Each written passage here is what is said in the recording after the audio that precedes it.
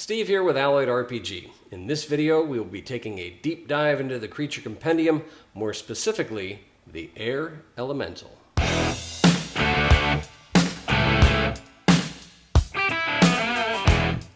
The Air Elemental can be found on page 53 of the Core Essentials book, and this particular miniature is by Bite the Bullet Studios, or BBS, that's the abbreviation we use, so definitely check them out, and they've got a bunch of cool minis for you to print off to use this exact miniature at your table.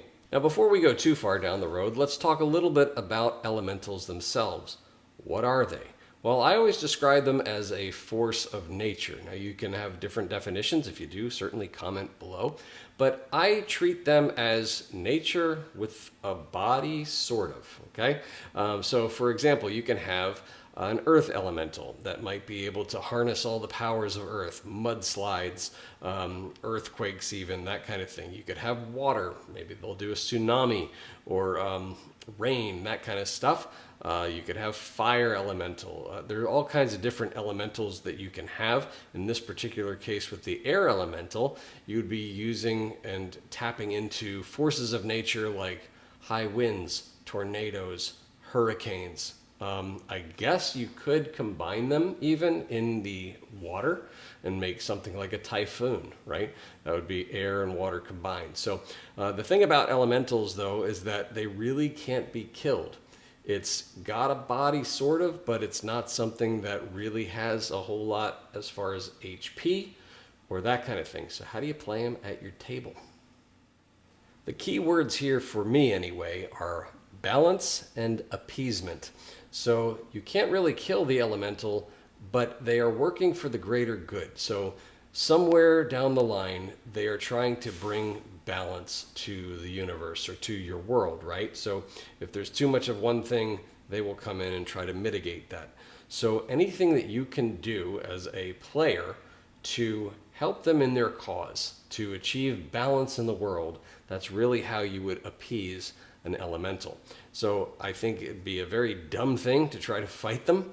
It's another thing to try to negotiate, but understand that in no way, shape, or form are you in control. So you'll have to figure out what the elemental wants and then how you can be a part of appeasing that or helping its cause. That's really the way to defeat them.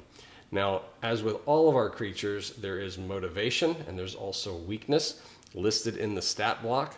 And what you'll see there is, with air anyway, air will always fill up the space that it's given. So the bigger the room, the more diluted, so to speak, that could be. So if you're trapped in a small room with an air elemental, big troubles. If you are in a giant expanse, things get a little bit better. So for the air elemental, I would suggest that you not find yourself in closed quarters with one.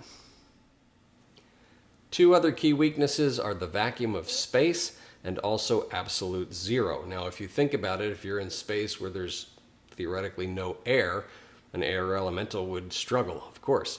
The other, absolute zero, really is kind of unachievable outside of maybe magic or a very high-powered lab, something like that. But I think that would be pretty hard to do as well. I will also mention that there is an encounter in the random encounters section. I believe it's page 183, 182.